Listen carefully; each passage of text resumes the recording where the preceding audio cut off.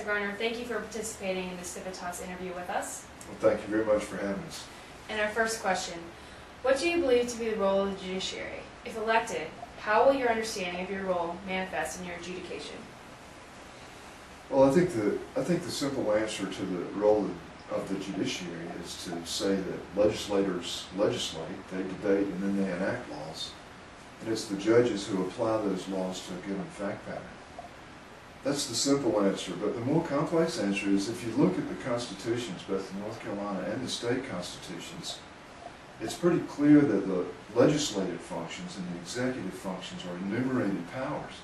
But then when you get to the articles that have to do with the judicial power, both of those constitutions just go off in general language, and they say the judicial power shall be exercised in this way. And I think the best way for judges to stay within their judicial role is to recognize this separation of powers and to restrain themselves to stay within the judicial power that is set up by the constitutions. And our next question, what impact do you feel the recent SBI issue will have on the efficacy of the judicial system? Should this cause North Carolinians to reconsider their position on the death penalty?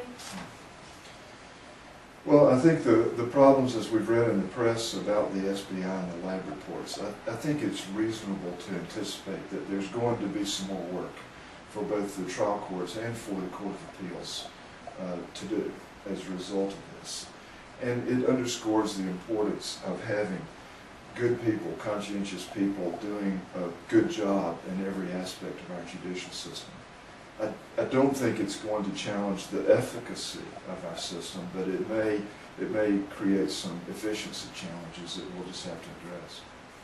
As far as the death penalty goes, that's the other part of your question. Yeah. As far as the death penalty goes, I think that's something for the legislature to decide, and judges are supposed to apply the law as it is written by the legislature.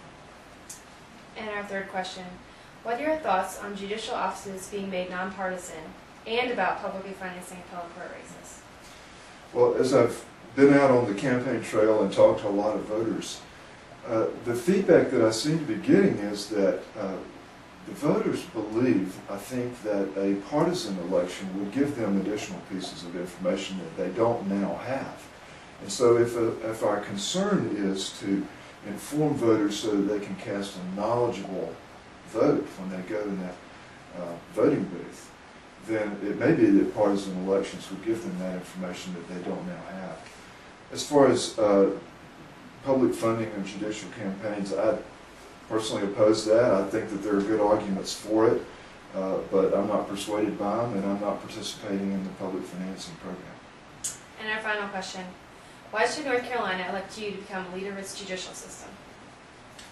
Well, I think that my 28 years of experience as a lawyer allow me to bring some typical qualities that a lot of qualified lawyers would bring to this job.